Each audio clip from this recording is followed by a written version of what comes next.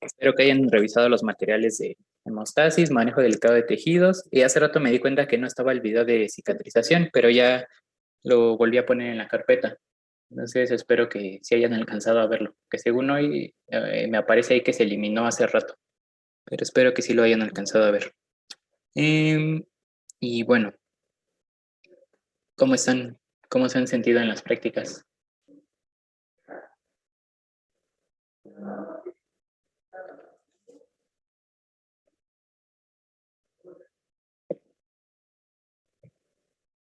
¿Todo bien? Recuerden que mañana toca otra vez práctica. Tienen los equipos del 1 al 4. Y acuérdense que la práctica es de 3 a 7. Y les pedimos que sean muy puntuales. Eh, la doctora da un máximo de tolerancia 10 minutos, creo que 10, 15 minutos. Pero después de ese tiempo ya no les permite el acceso. Entonces, pues evítenos la pena de tener que decirles que ya no pueden entrar. La doctora da esa tolerancia y ya de ahí nadie puede entrar. ¿Qué hice? Aparte de lo que ya está indicado, ¿cómo? Que si mañana tenemos que llevar algún material en específico, o sea, aparte de la pijama y todo eso. Como ya vamos a tener a los conejitos, entonces sí, tienen que llevar un papel periódico o un pañal desechable o salvacamas para colocarlo en la mesa. Eh, pues más que nada para que el paciente no tenga el contacto directo con la mesa, que es de acero inoxidable, y podamos aislarlo un poquito y que no se vaya a lastimar. Y también a ustedes les facilita porque a la hora de limpiar ya nada más ustedes recogen ese periódico o el pañal y lo depositan en la bolsa roja. Pero principalmente es para que el paciente no se vaya a lastimar. O sea, recuerden, si ya vieron la clase de manejo delicado de tejidos, en sala de preparación se tiene que colocar un aislante y también en la mesa que va a estar en el quirófano.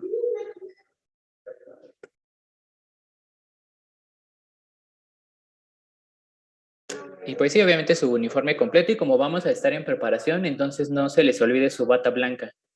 Es muy importante que la traigan. No tanto porque los va a cubrir a ustedes. Recuerden que estamos en sala de preparación y es un área negra, entonces deben tener su bata en todo momento mientras estemos ahí. Porque si no traen bata y están manejando al conejo y se llenan todos de pelo, de sangre o de cualquier secreción, pues no pueden ingresar así al quirófano. Ahí se tendrían que lavar bien su filipina y ya poder ingresar, pero sí, no se les olvide su bata. Y ya todo lo demás, lo que son anestésicos, jeringas, las soluciones, venoclisis, aquí se les va a dar. Pero lo que es su uniforme y el pañal salvacamas sí lo deben traer ustedes. ¿Alguna otra duda de esto de las prácticas?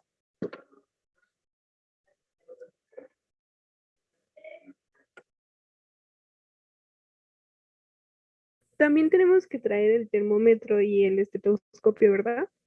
Sí, sí, el estetoscopio y termómetro. Termómetro, si tienen de los digitales, mucho mejor. O sea, ya casi no se utiliza el de mercurio, porque hay veces que llega a romperse y pueden lastimar al paciente. Pero si tienen de ese de mercurio, pues adelante, lo pueden traer. Sin embargo, les va a servir más el digital. Y pues sí traten de traer al menos todos sus estetos y una persona al termómetro, que pues nada más van a tomar la temperatura una vez. Pero aquí, pues en esta práctica que es de anestesia y venopunción, todos van a ser anestesistas. Entonces, todos van a estar monitoreando al paciente. O sea, mientras alguien ahí esté canalizando, otra persona está monitoreando al paciente y después intercambian. Ahora quien estaba monitoreando va a intentar canalizar y la otra persona está monitoreando al paciente para que se vayan familiarizando. Igual si no tenemos mucha experiencia auscultando, a lo mejor y se nos hace muy rápida la frecuencia cardíaca del conejo, incluso la respiratoria, pero poco a poco van a ir ustedes adquiriendo esa habilidad. Y si ya tienen experiencia auscultando, pues igual y bueno, es que sí la tienen más elevada la frecuencia cardíaca y respiratoria de los conejos que un perro o un gato, pero es cuestión de ir entrenando el oído. Pero sí, ese material también. Creo que ahí se los pusimos en la hoja, ¿no? De prácticas, en el material que deben traer. Y ya de aquí en adelante, cada que les toque ser a ustedes anestesistas o segundos ayudantes, deben traer su estetoscopio y un termómetro. Porque hay veces que se confían del anestesista y no lo traen. En caso de que ustedes no tengan un estetoscopio, pues vayan considerando en comprarse uno. También, si tienen ya su estetoscopio Littmann o de esos así muy caros, lo pueden traer, pero si tienen otro que sea más sencillo y que se le pueda quitar la campana, también estaría muy bien para poderlo colocar como estetoscopio esofágico. Aquí creo que la doctora Lore tiene algunos esofágicos pequeñitos que son para los conejos, nada más sería cuestión de que ustedes traigan un estetos así sencillito que se le pueda quitar la campana. Se puede ser un termómetro de pistolita, de preferencia que sea, o sea, vamos a tomar la temperatura vía rectal. Si ustedes traen de los que ahorita están muy de moda para nosotros, podrían tomarlo tal vez la temperatura de las orejitas, pero traten de tomarlo vía rectal. Entonces, por ejemplo, aquí, Elina, no, tú no tienes termómetro, pues pregúntale a los de tu equipo si alguno tiene un termómetro digital, pero sí es importante que lo traigan. Igual cuando te toque ser anestesista, si no tienes termómetro de estos para introducirlo vía rectal, pues se lo puedes pedir prestado a alguien de tu equipo. Pero pues aquí se trata de que ustedes poco a poco vayan adquiriendo sus cosas. Sí, Sofía. Hola, Gera, buenas tardes. Hola, ¿qué Una pasó? pregunta. Mi estetos es de los que se les conoce como campana doble para los soplos. ¿Sí está bien? Sí, a ese creo que Ok. no se le podría quitar la campana, pero, o sea, para auscultar al paciente, sí, sí está muy bien. Ok. Gracias, Gera. Nada. A ver, déjame ver si hay más dudas aquí en el chat.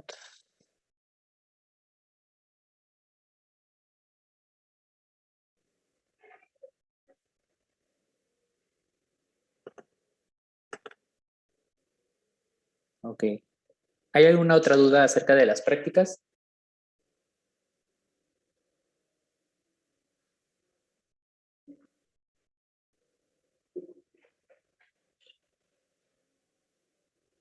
Acerca de lo del equipo que llegó más tarde la semana pasada, la doctora Lore se va a conectar al final de esta sesión y pues ya les va a dar algunas indicaciones.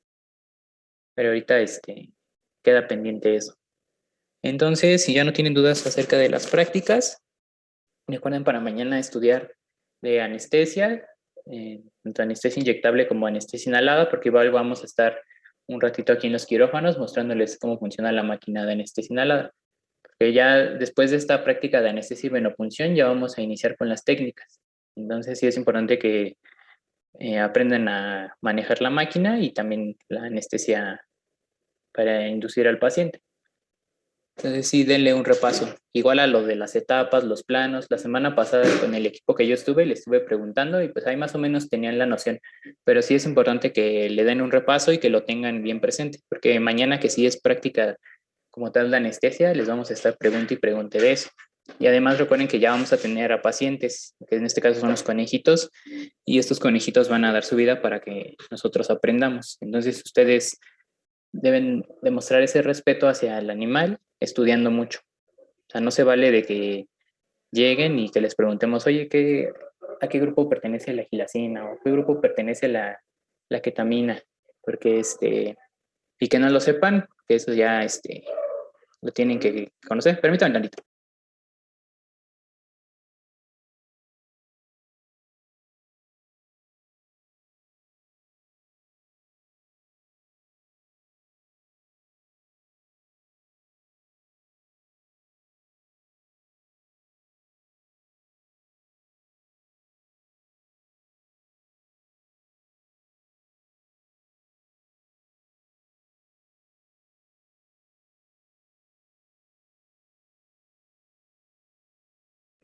Ya, disculpen. Sí, les decía que pues tienen que tener bien presente la clasificación de los fármacos que vamos a utilizar, por ejemplo, gilacina, ketamina, el pentobarbital, el isoflorano, los analgésicos que aquí utilizamos, que son el meloxicam, el tramadol. O sea, tienen que tener bien presente qué es cada cosa, cómo actúa, qué es lo que esperan ustedes observar.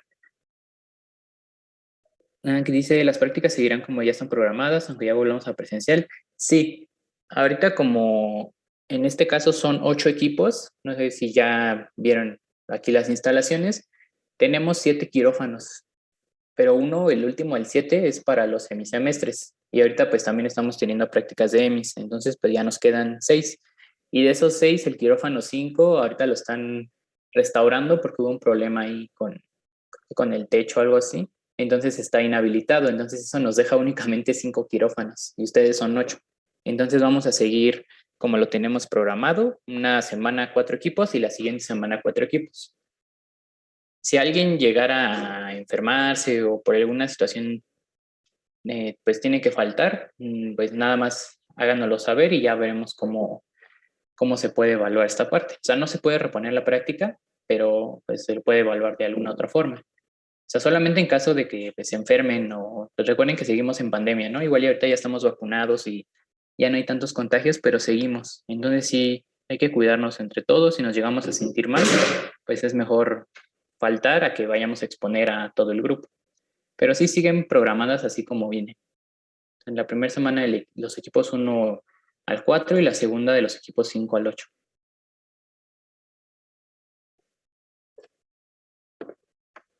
Pero entonces la próxima semana que ya sí es presencial, sí, ¿verdad? Sí. Los equipos del 1 al 4 ya, o sea, independientemente de nuestras clases presenciales, no nos tocaría quirófano No, el martes. no, ya no les tocaría. Ese día lo tienen libre, pues ya sea para hacer sus tareas o estar estudiando. Lo que todavía no sé es la teoría, por ejemplo, ahorita de los lunes. Si ya nos vayan a asignar un salón y pues que sea un salón, porque por lo general aquí como eran grupos máximo de 30 alumnos, pues cabíamos bien en un salón de los del edificio 7. Pero ahorita si somos 38 en total, pues no, y no podemos estar todos apretados. Entonces necesitaríamos que nos den un salón más grande. Pero de eso todavía no sé, la verdad. Si no, al ratito que se conecte la doctora Lore, le preguntamos. Si no, ahorita que estoy aquí, ahorita estoy en la coordinación, también está aquí la doctora, entonces ahorita le pregunto. Pero sí, o sea, si esta semana, mañana te toca a ti asistir a práctica, pues ya asistes normal. Y la próxima, si ya no te toca, pues no tendrás que asistir. O sea, al menos aquí en este caso de cirugía, vamos a seguir así rotando los equipos. Por lo mismo que les decía, como ahora nos dieron más cupo en los grupos, les digo, máximo eran 30, ahorita están metiendo 38, hay un grupo hasta de 40. Entonces, pues no podemos estar todos amontonados. Que sí llegamos a juntarnos todos un poquito, pero tampoco tener aquí 40 alumnos. Se han visto, sí, los quirófanos están medio grandes, pero tampoco tanto. ¿Qué más? Gracias, Gera. De nada. Entonces, pues los temas que vamos a revisar hoy son de hemostasis, manejo delicado de tejidos y cicatrización, que los vemos todos juntos en una sesión porque van muy de la mano. Incluso el manejo delicado de tejidos no solo engloba hemostasis, sino también, se dieron cuenta, va desde la antisepsia en el paciente, desde la manera en que vamos a suturar. O sea, aunque el manejo delicado de tejidos es un principio básico, pero engloba a los demás. Por eso es algo muy importante. De las clases que, bueno, ahí les publicamos 3 videos, 2 están en YouTube y otro pues está ahí en la carpeta. Les decía hace rato que me di cuenta que no estaba el video, no sé desde cuándo. Me apareció hoy que se borró hace rato, como a mediodía. Entonces, espero que sí lo hayan alcanzado a ver porque ya ese material está desde hace como 2 semanas. Y creo que algunos ya lo habían revisado porque la clase anterior que les pregunté sí tenían más o menos la noción. Entonces, ¿dudas?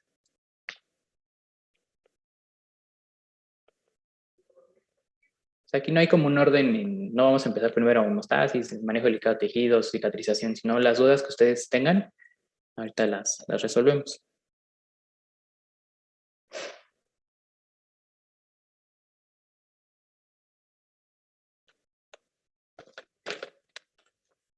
O sea, de hemostasia ahí como que les eché mucho choro o mucha información acerca de la cascada de coagulación y todo eso, pero aquí realmente lo que nos vamos a enfocar es en la hemostasia quirúrgica. Sí es muy importante que ustedes también conozcan que hay mecanismos propios del organismo, o sea, el organismo por sí mismo hace hemostasia.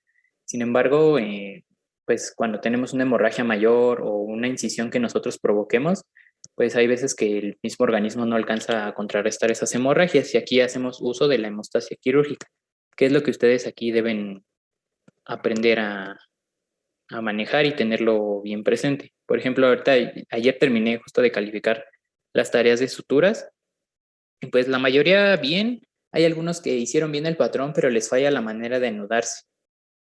Entonces no sé si todavía tienen dudas con eso, pero ya cuando tengamos aquí las prácticas y que tengan ustedes al conejito, ahí vamos a corregir todos esos errores que tienen al anudarse.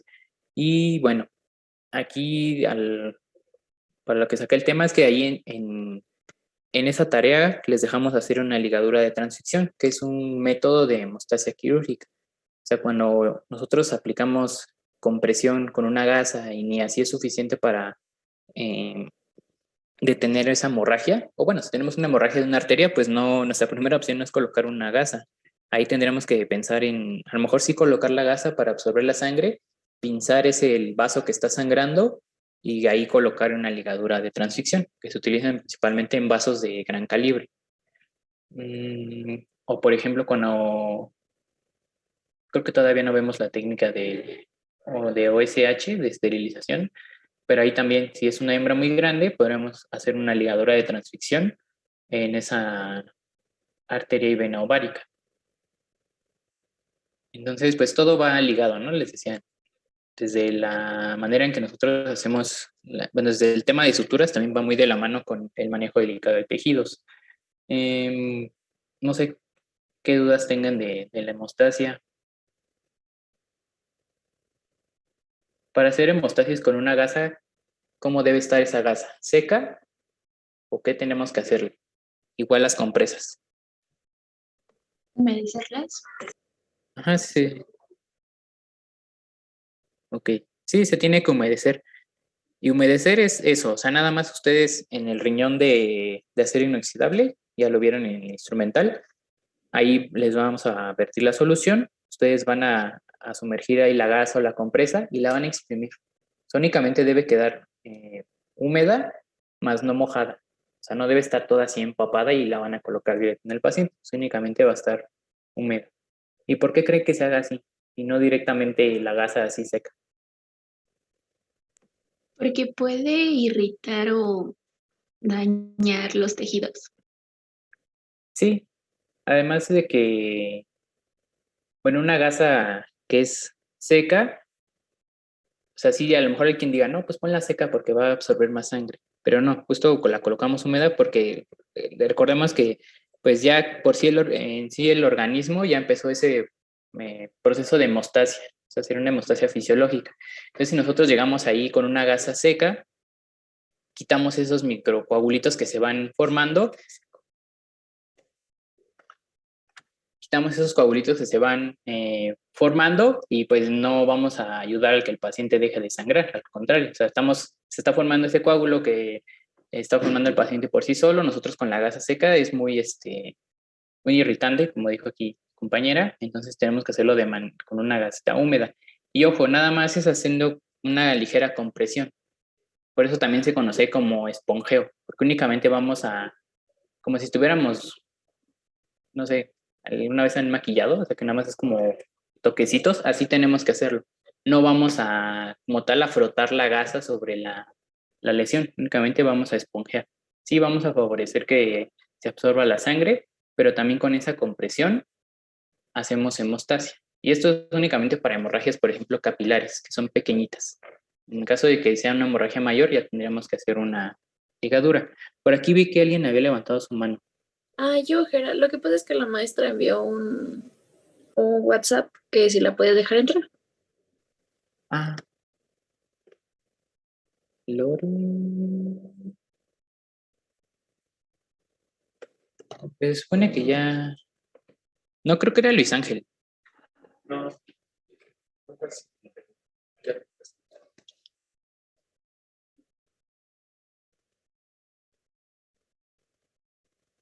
Ah, no, es Cindy, algo así.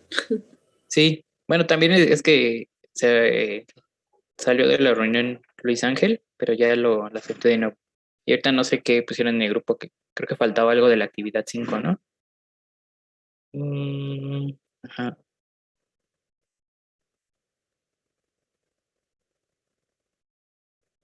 Sí, esto también tengan mucho cuidado. O sea, yo sé que no lo hacen con, con mala intención, pero a veces por error como que se borran las cosas en Drive. O sea, a veces también a uno le pasa, están ahí, estamos modificando un archivo y chin, sin querer se borra. Entonces, tengan cuidado con eso y en caso de que vean que sin querer lo borraron, pues mejor avísenos. Porque o sea, uno da por hecho que sí, ya está todo ahí el material, pero a lo mejor alguien sí lo alcanzó a ver, alguno de ustedes, pero otra persona ya no. Porque pues cada quien hace las tareas en horarios diferentes.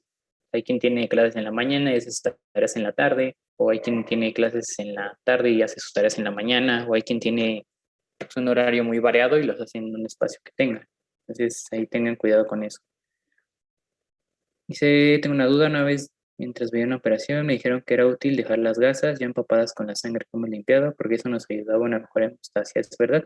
Sí, o sea, hay veces que ya está la gasa toda ahí llena de sangre y pues se ve fea, ¿no? Entonces la tiramos. Sin embargo, pues esa sangre empieza ahí a coagularse, o sea, ya como tal en la gasa y tiene fibrina. Entonces eso te puede ayudar a que tú haces la compresión con esa gasa ya llena de sangre y de cierta manera ayuda porque ya tiene esa fibrina. O sea, sí la puedes utilizar, pero hay veces que pues se ve mal, ¿no? O sea, aquí en cirugía tenemos que ser como muy estéticos. Entonces, si tu gasa está toda ahí empapada de sangre y se ve ahí fea, pues la puedes tirar. Pero sí, o sea, sí sirve. Puedes utilizarla también para hacer compresión, porque justo como esa sangre ya se está coagulando, pues la podrías utilizar. Pero para absorber sangre ya no estaría absorbiendo como tal. O sea, te sirve para ayudar a que coagule esa hemorragia que está, ¿no? A que ya se detenga el sangrado.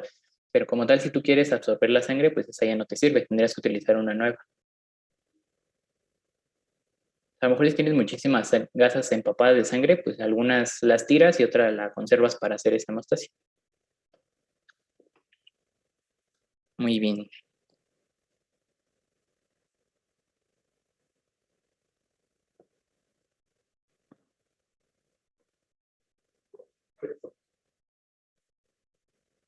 ¿Alguna otra duda?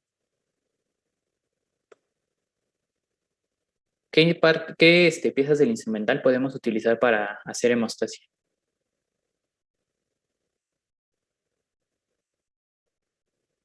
Ya todos llevaron la práctica, ya vimos cómo se acomoda el instrumental. Hay un grupo especial justo para esto.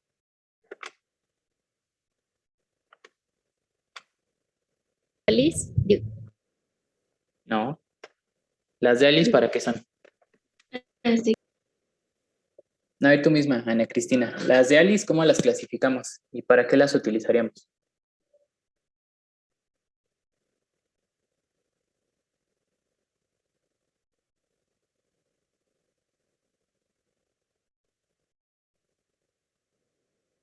¿Perdón? ¿Qué? Perdón. Ah, que las que dijiste, las pinzas Alice, ¿cómo las clasificamos y para qué las utilizaríamos? O sea, ¿sí realmente crees que sirvan para hacer hemostasia? No, las Alice no son para mostrar. Entonces, ¿para qué nos sirven las Alice? Aunque solo nos digas la clasificación. Pues digo, igual ahorita no hemos visto la técnica, pero sí se los debieron de haber mencionado durante la práctica. Son para manejo delicado de tejidos si es de sujeción y tracción, no. Sí, muy bien, Sofía. Sí. Sí, esas son de manejo delicado de tejidos y aparte, recuérdense que ese se divide en sujeción, tracción, sujeción, separación. En este caso, las ALIS serían para sujeción, tracción. ¿Y qué vamos a traccionar con esas pinzas? Por ejemplo, la línea alba. Cuando ustedes quieran acceder a la cavidad abdominal, pinzamos con 2 ALIS, levantamos y hacemos una incisopunción. O sea, con el bisturí únicamente vamos a hacer una pequeña incisión y la vamos a ampliar con nuestras tijeras de mayo.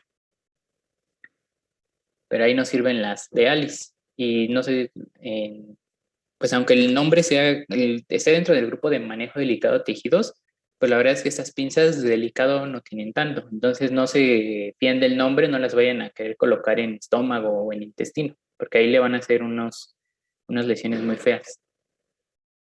O sea, sí sirven para el manejo de los tejidos, pero más que nada, por ejemplo, en este caso de la línea alba, que pues es una línea que pues tiene cierto grosor, entonces sí la podemos pinzar sin ningún problema. Entonces aquí ya están poniendo el instrumental de hemostasis. David nos dice pinza de Kelly curvas, muy bien. También serían las rectas. Aquí Jimena nos dice las de mosquito. ¿Qué otro nombre tienen las mosquito? Hartman. Hartman, muy bien. Entonces aquí o sea, hay más pinzas, ¿no? Pero aquí las que vamos a utilizar en las prácticas son las Kelly y las Hartman o mosquito. Y la hemostasia con estas pinzas, ¿cómo se...? Ay, se me fue la pregunta. O sea, ¿cómo podríamos hacer hemostasia con estas pinzas? O sea, sí pinzando, pero además, ¿qué podríamos hacer?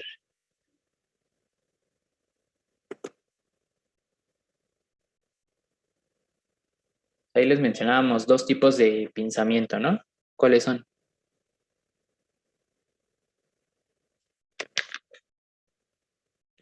Yo he visto que pinzan y luego como que la giran la pinza.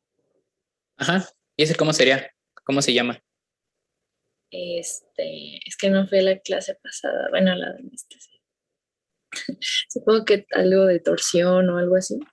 Sí, exacto. Aquí ya Fernanda lo puso, también David.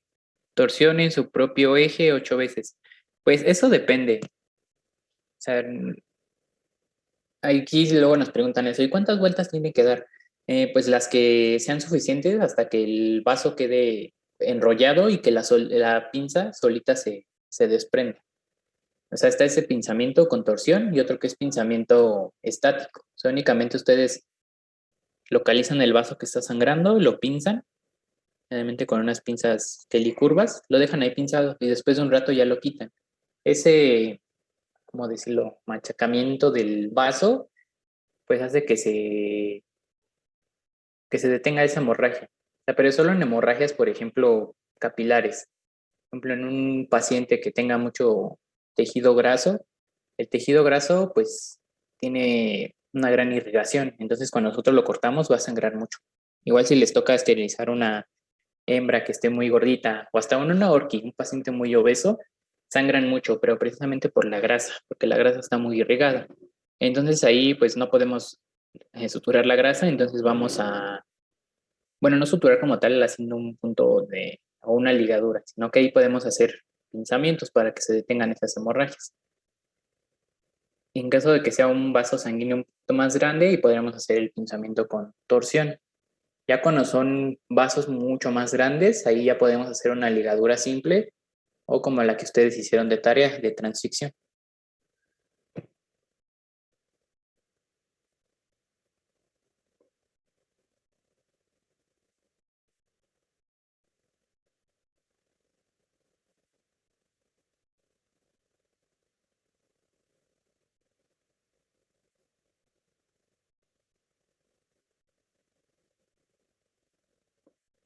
¿Más dudas de hemostasis?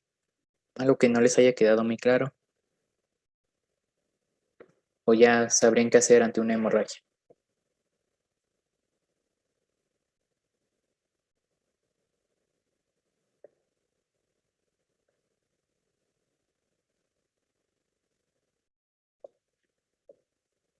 ¿Hay alguna manera de encontrar más rápidamente una hemorragia?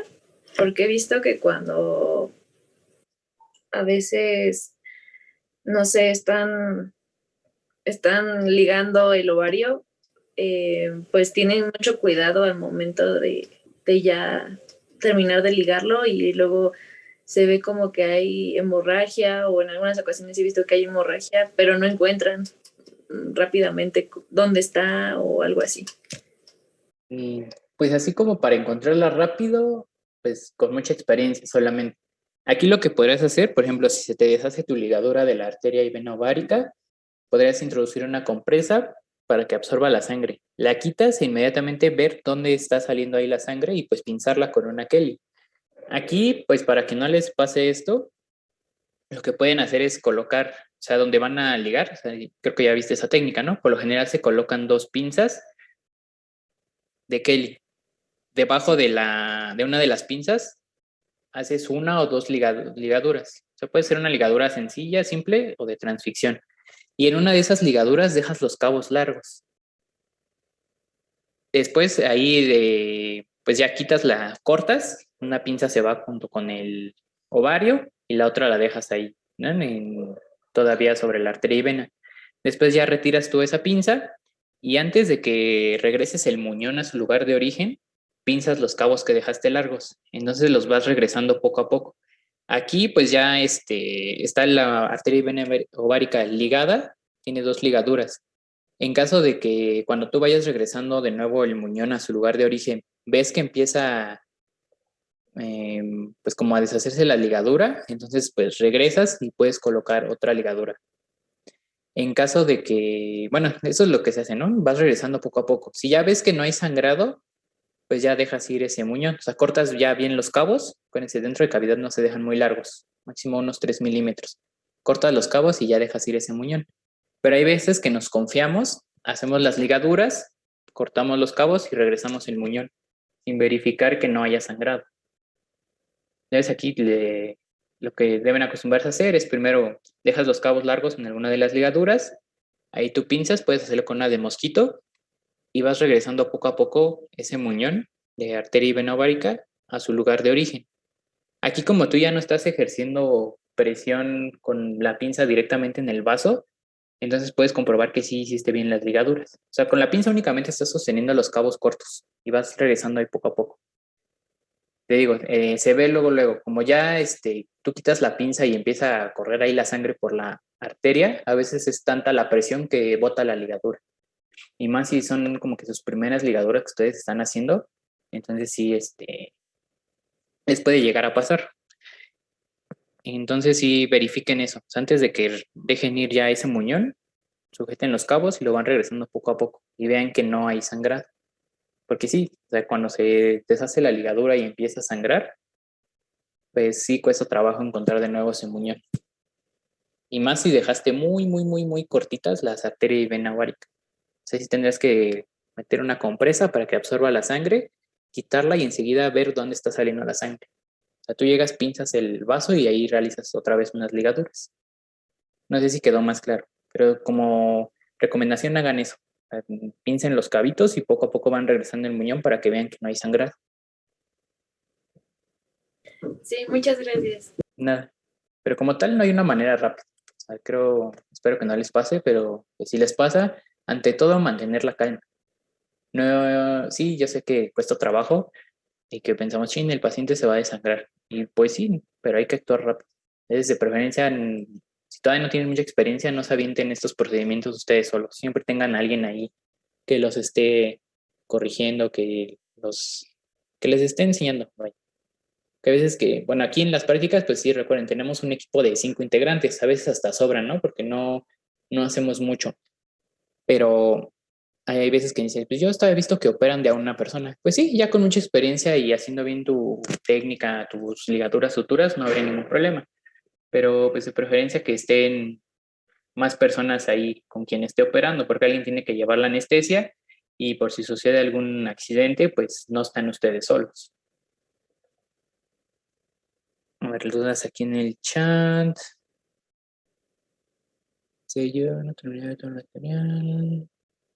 Desconozco si ya se mencionó. ¿Cómo sabemos que se trata de una hemorragia o simple salida de sangre capilar?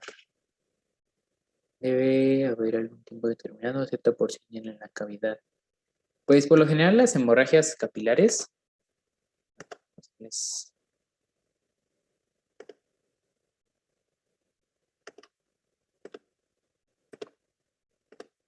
y les comparto esta parte de la presentación. Cuando tenemos hemorragias capilares, vamos a tener una salida de sangre en poca cantidad.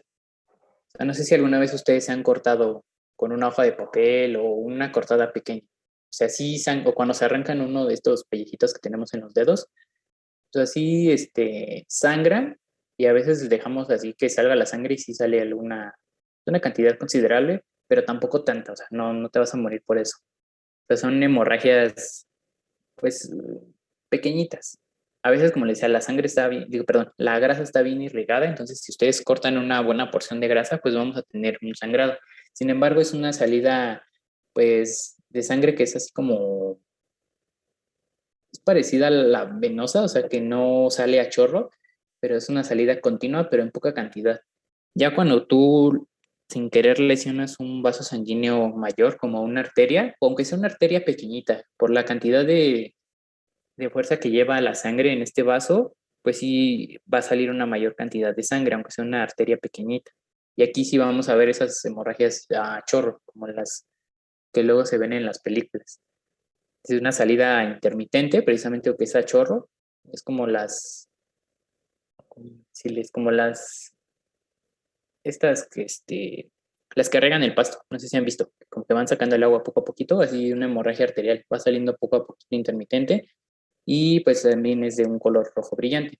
En el caso de una hemorragia venosa, pues sí, sale una mayor cantidad de sangre, pero no es intermitente, sino como que es continua. Y ahí la vemos de color rojo oscuro. Pero o sea, o sea, si ves tú muchísima sangre y que, por ejemplo, se llena la cavidad y tú metes ahí una compresa y enseguida se vuelve a llenar, ahí tal vez ya estés en presencia de una hemorragia, tal vez arterial. Que aquí, como hace rato comentábamos, en una esterilización, si no hacemos bien las ligaduras en arteria y vena ovárica, puede llegar a pasar. ¿Y quedó resuelta tu duda? Y preguntó Fernanda. Muy bien.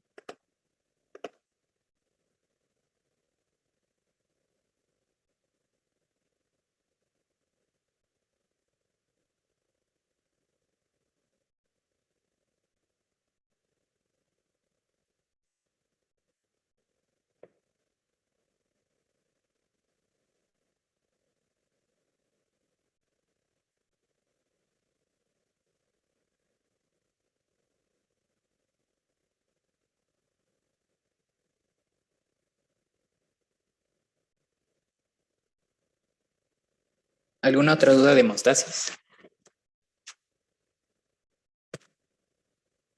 Esto tal vez no se los mencioné en la clase, pero, por ejemplo, además de que si vamos a hacer pinzamiento o ligaduras o hay una compresión, si un paciente ya está perdiendo una cantidad pues, considerable de sangre, ¿qué tendríamos que hacer? Además de, pues sí, contrarrestar esa hemorragia. ¿Qué tendríamos que hacer, por ejemplo, en la terapia de líquidos?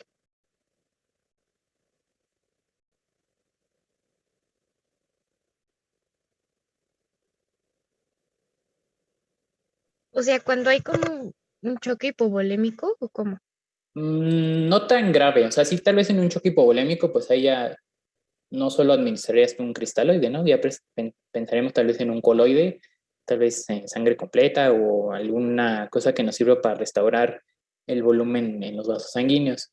También aquí, como dicen, una transfusión. Pero aquí, por ejemplo, que estén ustedes con su conejito y que sin querer le dieron a un vaso y ya está sangrando. Igual no perdió así un litro, pero sí, pues fue una cantidad de sangre considerable. ¿Qué le haríamos a la terapia de líquidos? Si, por ejemplo, aquí no tenemos pues un banco de transfusión de sangre de conejo. ¿Mande? Ponerla quirúrgica. Se escuchó como cortado. Algo escuché de quirúrgica.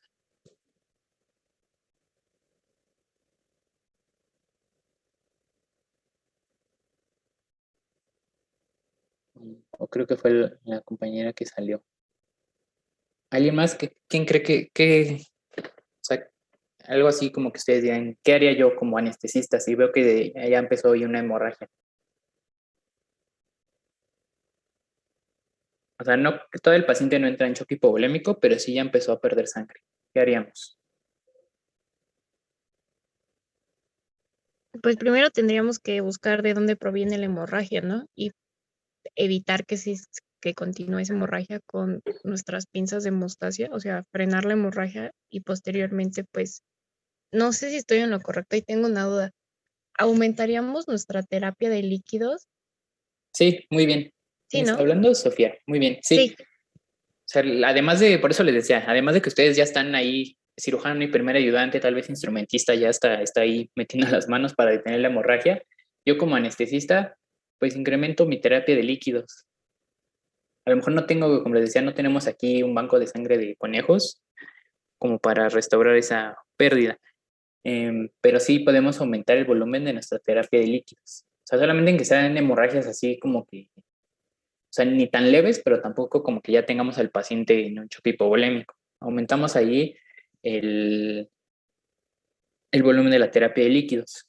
Por eso es que, por ejemplo, a veces en las campañas de esterilización, no, pues ni siquiera los canalizan. No les ponen ni el catéter intravenoso, ni tampoco les ponen sonda endotraqueal, porque igual son procedimientos muy rápidos, pero aún así no hay que confiarnos. O sea, si algo van a aprender aquí en cirugía, además de ciertas técnicas, es que la confianza mata. Hay veces que sí estamos en el quirófano a todo dar, hasta ponen música y están ahí cantando, echando chisme, pero no deben dejar de lado sus responsabilidades que cada miembro del equipo tiene. O sea, el anestesista todo el tiempo monitoreando al paciente. Porque si se confían, después ya lo ven y, ay, ya no tiene cardíaca. ¿Desde hace cuándo? Pues desde hace como 10 minutos. O le decimos, ¿cómo va tu conejo? Bien. Y ya lo vemos y no, ya está se murió el paciente. O sea, no, deben ustedes estar ahí al pendiente. Entonces, pues aquí lo recomendable es tener, recuerden, es parte del manejo delicado de tejidos, tener una vía aérea permeable y una vía venosa permeable. En caso de que yo pues esté realizando tal vez una orquiectomía o una OSH y tenga ahí esas hemorragias, pues yo tengo ahí a la mano mi terapia de líquidos y le compenso al paciente un poco esas pérdidas que tuvo. Que igual ya cuando lo demos de alta, pues ya el paciente se va a recuperar comiendo y tomando agua.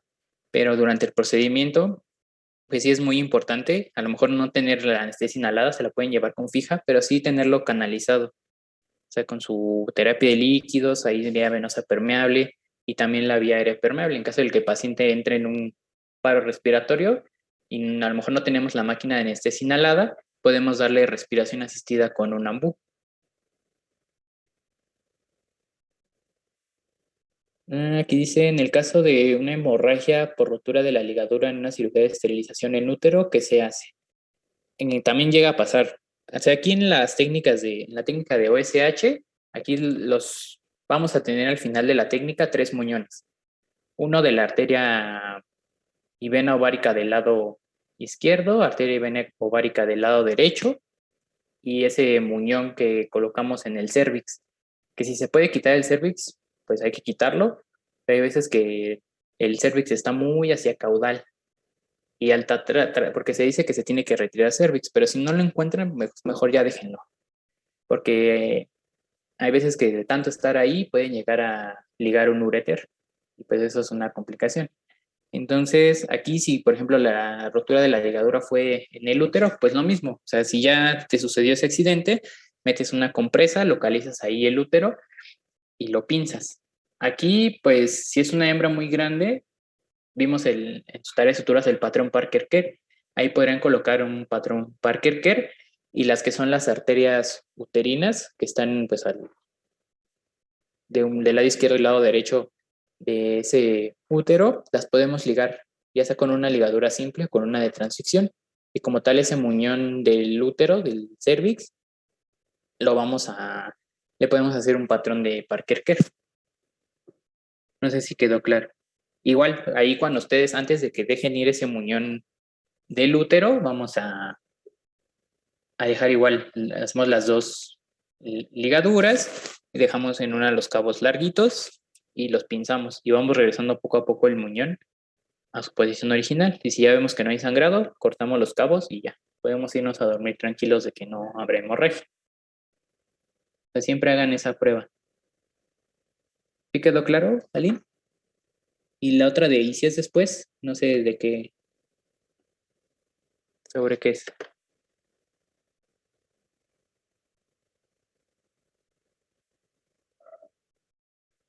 Y si es después de la cirugía, cuando el paciente ya haya despertado. O sea, una hemorragia cuando el paciente ya despertó, pues esa sería una de las complicaciones tal vez más feas, porque hay que volver a anestesiar al paciente y pues volver a abrir y localizar ese vaso. O sea, ahí no podremos tal vez administrar un hemostático químico y esperar a que haga acción y se detenga esa hemorragia, ¿no? Esa hemorragia pues fue porque nosotros no hicimos bien una ligadura. Entonces, por eso practican mucho sus ligaduras y pues de preferencia coloquen 2 o hasta 3. Que a veces que dicen, no, o sea, sí, hay cirujanos que hacen muy buenas ligaduras y nada más hacen una. O incluso no sé si hayan visto videos donde hacen la ligadura con el propio paquete vascular, como con los cerditos. En cerditos, en los lechoncitos, cuando hacen una castración, ya ni siquiera, o sea, no hacen ligaduras con sutura. O sea, con ese mismo paquete de arteria y vena testicular, sobre ese mismo paquete hacen el nudo. Igual en perros, yo hasta lo he visto en gatas, en perras, pero ya son cirujanos que pues tienen la experiencia y pues ya han tenido muchos casos que lo han aplicado y que saben que su ligadura está bien y que no se va a deshacer ni va a haber un sangrado. O sea, esa es una técnica que ustedes pueden tal vez desarrollar más adelante o ahorita si ya lo han hecho ustedes, pues está súper bien. Pero cuando apenas estamos empezando y como les decía, si quieren dormir tranquilos, que no se vayan a despertar a las 3 de la mañana y no se habrá desangrado esa paciente o ese paciente, mejor coloquen 2 ligaduras. Era, ¿Qué pasó? pero ¿qué no con el mismo? Bueno, yo una vez lo vi en una VH que hicieron la ligadura con, cortaron trompa, bueno, sí, y le hicieron ligadura. Y yo le pregunté al veterinario, oiga, pero es que eso no es tan malo. Y me dice, es que si la haces bien no pasa nada porque se hace necrosis y ya tú ya estás seguro que no va a pasar nada. Y yo, pero no es malo que se genere una necrosis. O sea, cortaron parte del cuerno del Ajá, útero para hacer una ligadura.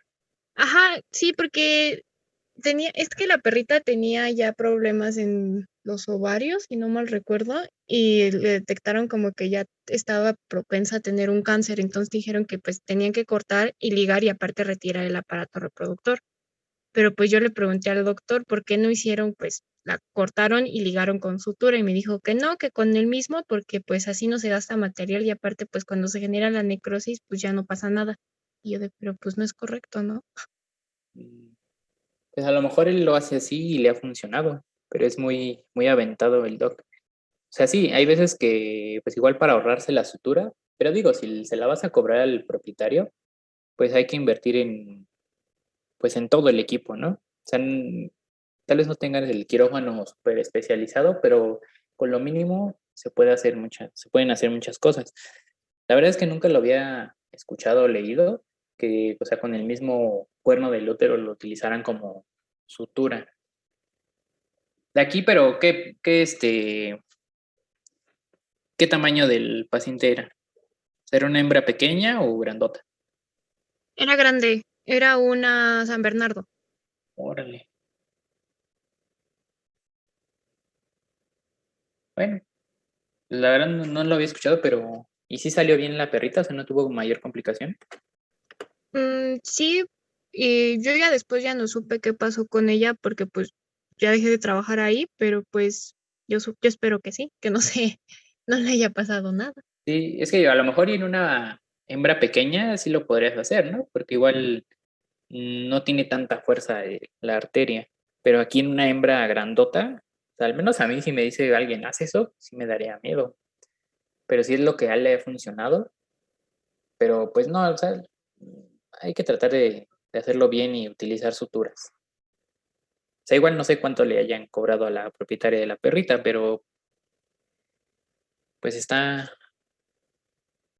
pues no sé qué pensar, que no hay que criticar a los otros, pero pues si es lo que a él le funciona, pues adelante, pero sí hay que tratar de hacerlo bien y utilizar sutura. Porque hay incluso, no sé si hayan escuchado que en las campañas a veces para ahorrarse la sutura utilizan cinchos. De esos cinchos que te ponen en tu mochila cuando vas al súper para que no vayas a meter nada, o de esos cinchos para la ropa. Eso los llegan a utilizar en las campañas de esterilización, pero pues no es correcto. ¿En bras o...? Ajá, en hembras. O sea, en lugar de colocar una ligadura con sutura en arteria y vena ovárica, colocan un cincho. Y eso no es muy malo. Sí, eso es muy malo Último. porque, bueno, Por eso le decimos que aquí pues máximo unas 2 ligaduras o ya si me salió mal esa, pues una tercera. Pero no podemos tampoco colocar muchísima sutura porque pues no es parte del organismo, o sea, el organismo lo va a reconocer como algo extraño. Entonces, si ponemos demasiada sutura, la va a reconocer como algo extraño y podemos favorecer que se formen adherencias.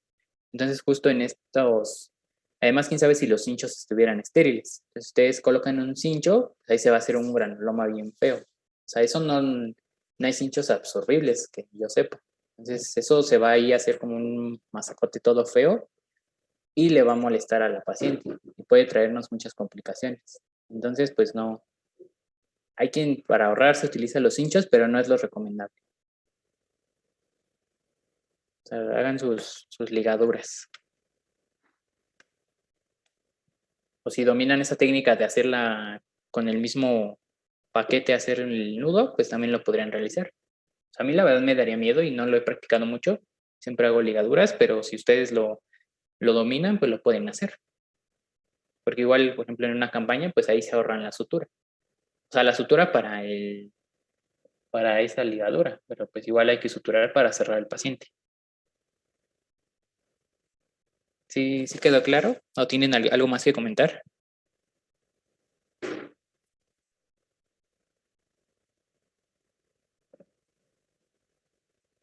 Gerardo, yo me quedo una duda. Sí. ¿Cuánto más se debe de aumentar la terapia de líquidos? O sea, cómo decides que le vas a aumentar? Pues ahí podrías hacer tu cálculo. No sé si alguien hace rato comentó, porque nada más escuchó como transquirúrgica. Ahí podrías hacer tu cálculo con la fórmula transquirúrgica. Y por ejemplo, si comenzaste la cirugía con un porcentaje de deshidratación del 6%, ahora con estas pérdidas podrías hacer un nuevo cálculo con el 7%, o si ya es mucho, con el 8%. O sea, si tenías un, un goteo, no sé, de una gota por segundo, tal vez podrías aumentarlo a 2 gotas por segundo. O sea, puedes hacer de nuevo un cálculo incrementando el porcentaje de deshidratación, que en este caso pues ya no tendríamos una pérdida que sería pues, patológica porque es una hemorragia. Entonces sí podrías hacer de nuevo tu cálculo y ver cuántas gotas más se adicionan. O sea, tampoco lo vas a abrir a chorro. O sea, ya cuando tengamos la práctica vamos a ver que si ustedes abren por completo la venoclisis, cae a chorro. O sea, nada más es aumentar un poquito el goteo. Pero ahí puedes, digo, si empezaste con un 6%, tal vez ahora calcularla a 7 o a 8, dependiendo de cuánta sangre se haya perdido. Pero siempre mantenernos en gotas. O sea, no vamos a pasarla a chorro.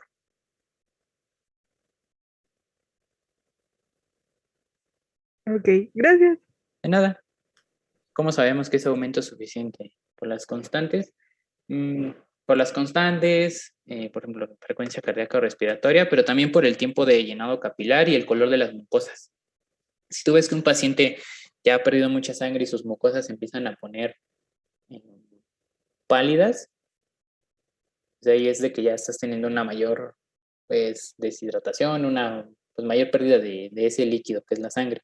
Entonces, si tú empiezas a aumentar más tu terapia de líquidos y ves que se empiezan a normalizar, empieza a normalizar el color de las mucosas y el tiempo de llenado capilar, pues ahí ya es que pues sí estás haciendo un buen manejo.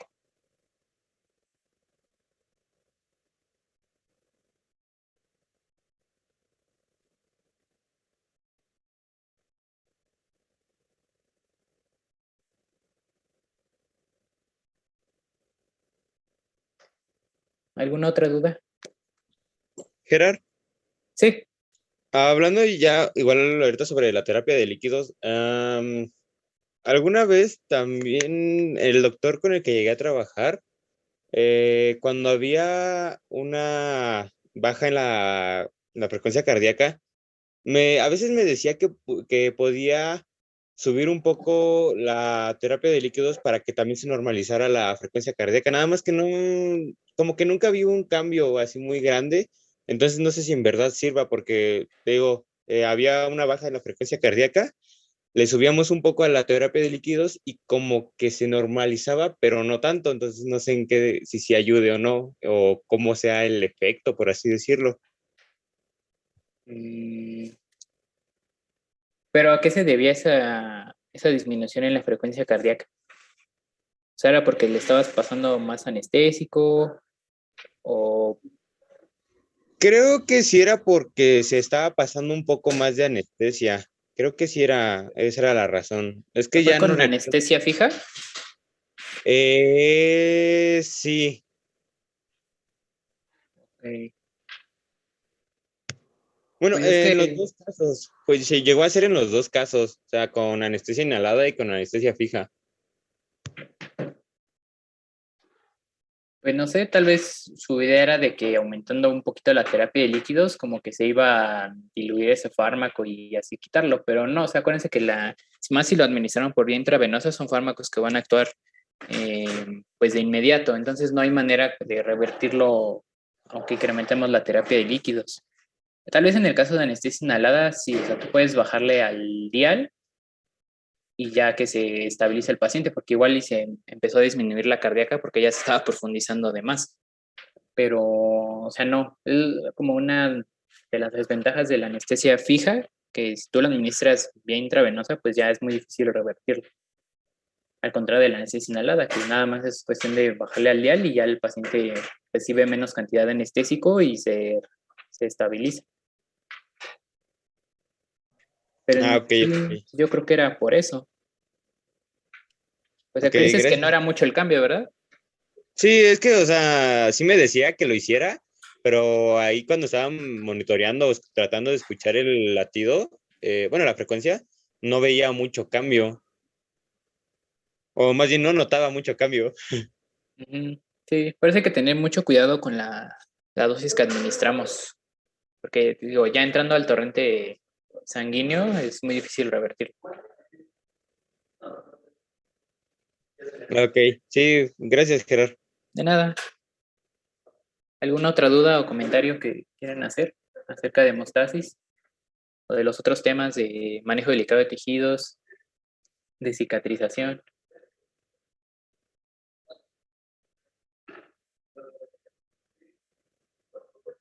Yo tengo duda en la clasificación de heridas de abulsión.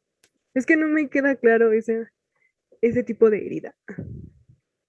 De abulsión, pues también se conocen como de arrancamientos, es como, por ejemplo, en una mordida, o sea, ahí no es una herida limpia, o sea, ahí un perro muerde a otro y le arranca una porción de la piel. Ahí como que sería esa abulsión. O sea, sería una herida no con bordes definidos, o sea, es como pues de donde alcanzó a agarrar la piel, eso fue lo que se desprendió. Y acuérdate que hay otras heridas que pues tienen cierta, por ejemplo, una herida quirúrgica, pues tú la haces de una sola intención, te queda una línea recta, o una herida por algún otro golpe o por ejemplo por laceración, o sea, ahí es de que el paciente tuvo fricción con alguna superficie y pues ahí hubo un desprendimiento del tejido. Pero esas de abulsión son como de arrancamiento. Es como si tú a un sillón o a alguna silla le arrancas un pedazo ahí de tela, pues no sabes qué tanto podrías tú llegar a arrancar ni te va a quedar con bordes perfectos. O por lo general son bordes así como muy irregulares. No sé si quedó más claro. Sí, sí, ya, gracias. No hay nada.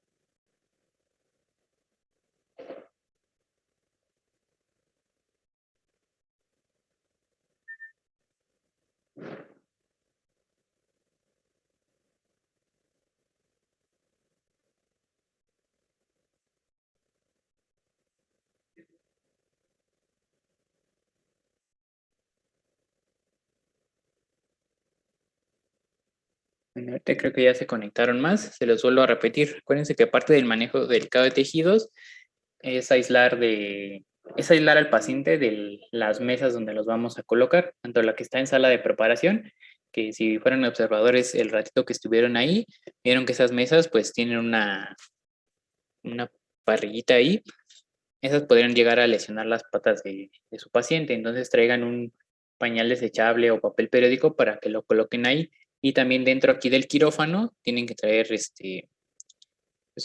el periódico es más para preparación. Si aquí en quirófano pueden traer un pañal desechable o un tapete o hasta una cobijita, estaría muy bien.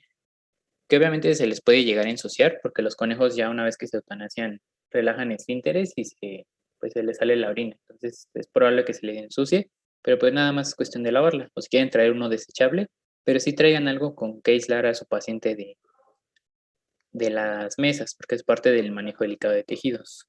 Entonces ya ahorita que están todos, para que por equipo se pongan de acuerdo quién va a traer eh, pues el aislante para la mesa de preparación y otro para la mesa que está en el quirófano. Hay veces que queremos utilizar el mismo que tenemos en preparación para cuando el paciente ingresa a quirófano, pero en preparación pues se ensucia de pelos, se ensucia de sangre, de heces, de orina, de muchas cosas. Entonces pues acuérdense que aquí en preparación es un área negra y ya en quirófano estamos en un área blanca, entonces hay que entrar muy limpios.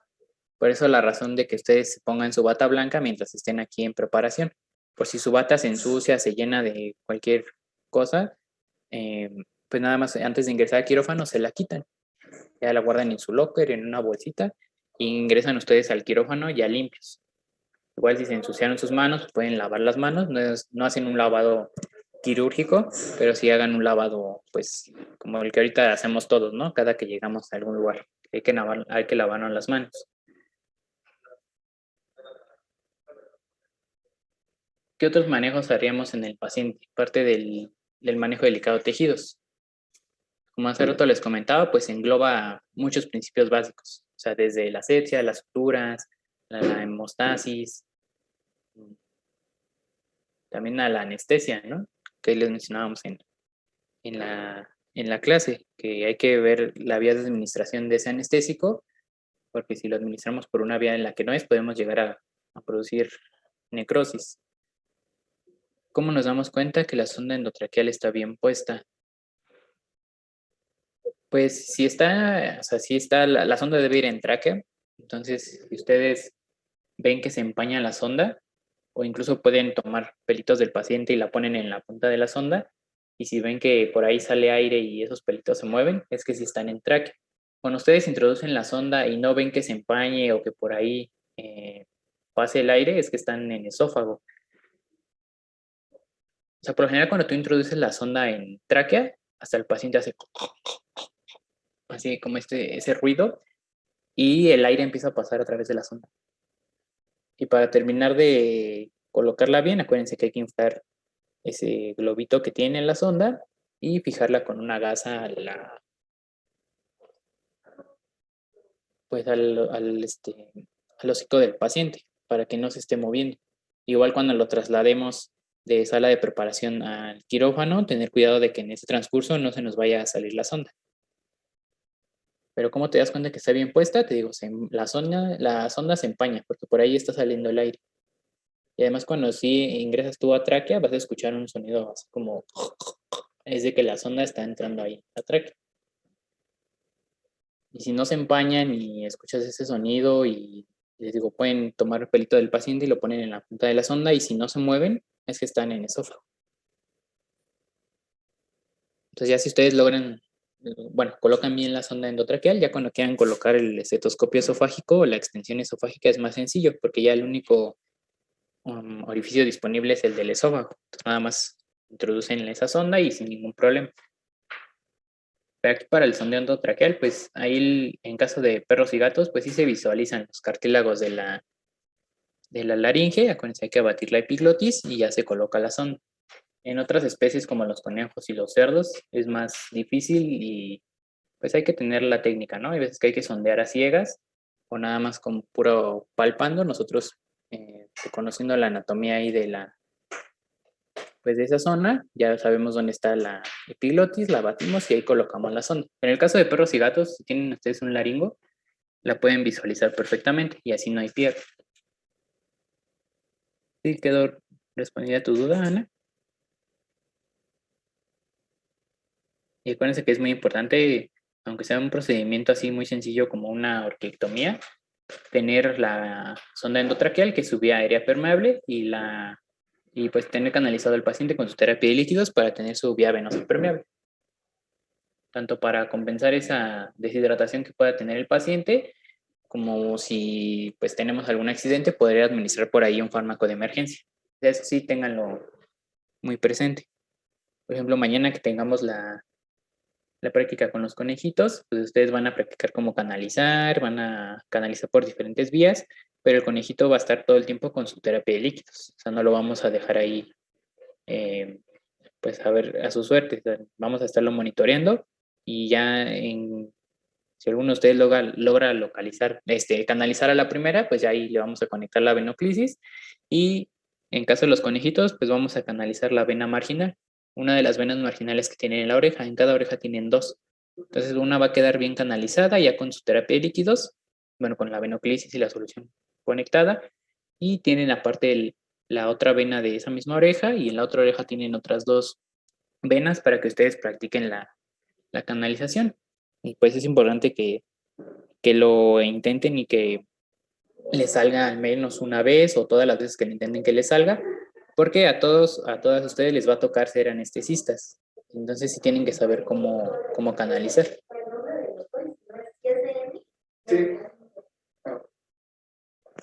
¿Tienen alguna otra duda o algún comentario? Algo que no haya quedado claro. Acuérdense que estos son principios básicos. Entonces es importante que lo sepamos bien para ya entrar a las técnicas. Y a las técnicas, pues sí, es importante que también vayan repasando anatomía. Y si pueden leer un poco de anatomía de la cavidad abdominal del conejo, pues estaría muy bien, porque no es igual a la anatomía que tienen los perros y los gatos.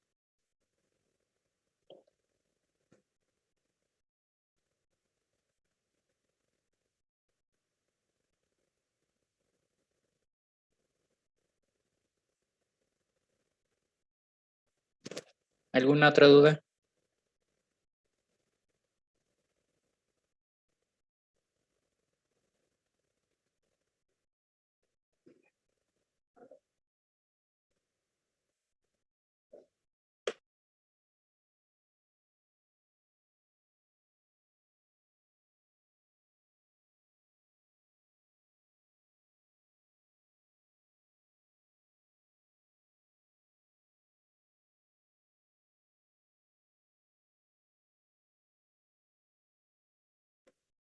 No, ya no tienen dudas.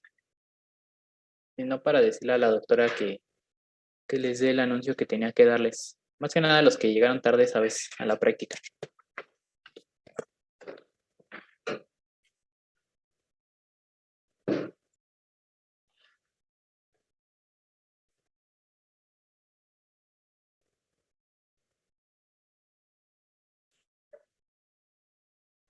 Ok. Si no hay dudas, pues aún así sigan estudiando, repasen los temas, porque esto lo vamos a ver a lo largo del semestre. O sea, aquí acuérdense que se va a evaluar con las puras tareas, pero pues sí es importante que lo tengan todo esto presente. O sea, cuando se hacían los exámenes, pues eran exámenes acumulativos, porque para hacer una técnica de cirugía de vejiga, pues tienes que conocer de asepsia, de anestesia, entonces sí, tienen que estar repasando constantemente. Igual les digo, el equipo con el que estuve la semana pasada, le estuve preguntando de anestesia y pues como que sí tenían la noción, pero no recordaban al 100. Y yo le decía, pero eso ya lo vimos, entonces, ¿qué está pasando? Entonces sí, para mañana vienen estudiados de anestesia, tanto fija como inhalada. Igual creo que ahorita pues siguen repasando porque están terminando de hacer su tarea. Acuérdense que hoy deben entregar una tarea. Y de estos temas que es de hemostasis, manejo delicado de tejidos y cicatrización, se entrega el próximo lunes 4 de abril.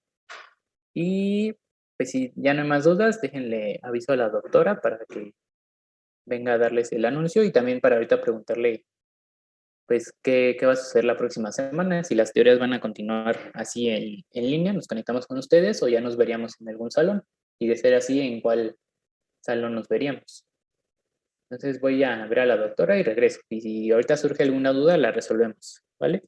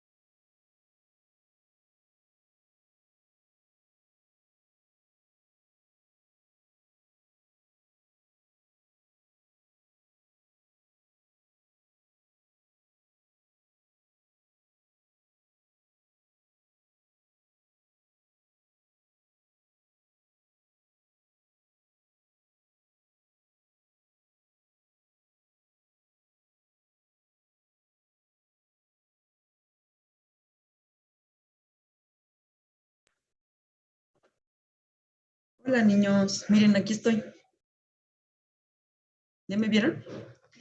Miren, la cuestión o lo que les quería dar de anuncio es que ya, o sea, ya no importa, pero tenemos que vernos en el salón cuando nos toque teoría, que va a ser el 4 de abril, ¿no? Si no me equivoco. Entonces sería el próximo lunes, y nos vemos en el salón. Las prácticas van a seguir como las hemos llevado, o sea, divididos en bloques, o sea, 4 equipos un martes, 4 equipos el otro. No hay manera de que podamos meterlos a todos juntos en los quirófanos, no caben, o sea, es físicamente imposible. Entonces vamos a seguir así, ¿sale? Y entonces ya la siguiente teoría nos vamos a ver en el salón. Y ya que Dios nos bendiga, ¿no? Llévense su cubrebocas bien puesto y eso. La que se va a preocupar un poquito soy yo, porque me sofoco tantito con el cubrebocas, pero pues a ver cómo le hacemos. A ver, va a ser mi primera vez después de mucho tiempo, a ver cómo nos acomodamos, ¿sale? Y pues nada más, no sé si tengan alguna duda. ¿No? ¿Sí? Doctora, Sí, ¿el salón va a ser el que nos indique el horario? exactamente. ¿Sí? Ese es nuestro salón, sí. El que nos indique el horario y ahí nos veríamos, ¿sale? De todos modos, si hubiera alguna otra modificación, yo les aviso con tiempo, pero pues hasta ahorita nos vamos a ver en el salón que está asignado en el horario, ¿sale? Ok, gracias, doctora. De nada. Y nada más ya para la práctica de mañana, que nos tocaría anestesia con el primer bloque. Nada más lo que les pido, igual que siempre, es que por favor hay que llegar temprano. Les pido, por favor, que lleguen ya cambiados, o sea, con su pijama quirúrgica y su bata. Ya sé que va a ser un poco incómodo, pero si se pueden cambiar en los baños, se los agradecería muchísimo para que tengamos tiempo de poder entrar nada más a dejar las cosas una vez que salga el grupo que está antes que nosotros, ¿no? Y, y pues nada más que también otra cosa que les voy a decir mañana, una vez que estén listos y cambiados, ¿no? Por favor vayan ingresando directamente ya al pasillo central, ¿sí?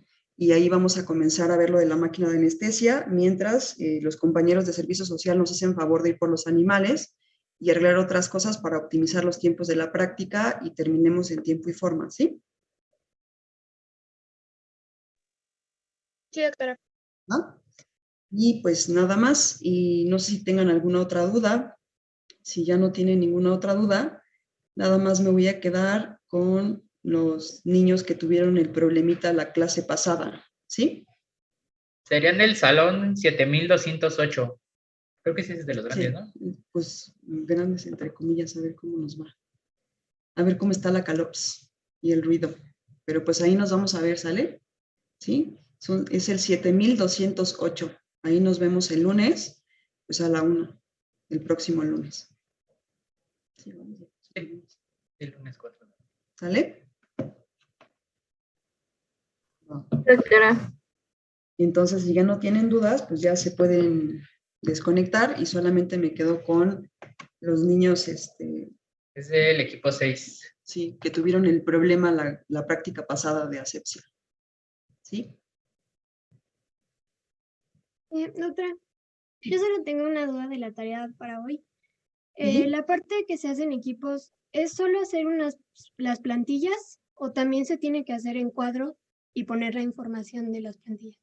Yo les agradecería si hicieran solamente las plantillas, ¿sí me explico? O sea, que siguieran los puntos que marca la plantilla, más que hagan el cuadro, porque si no, todo el mundo hace, o sea, su parecer, o sea, como quedaría de acuerdo a su imaginación, y es difícil revisarlo, calificarlo, pero si siguen los puntos que vienen ahí, va a quedar mucho mejor, ¿sí? Por favor. Ah, ok. ¿Sale? Gracias.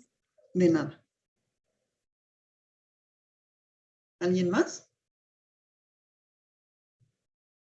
Bueno, entonces nos vemos mañana, equipos del 1 al 4. ¿Sale? Gracias, doctora. Gracias, doctora. Hasta Gerardo. mañana. Doctora, hasta luego. No, gracias Gracias, a Gera, Gera. porque él les dio la clase. Gracias, Gerard. Gracias, Gera. Vale, cuídense mucho. Nos vemos. Hasta Estudien luego. para mañana.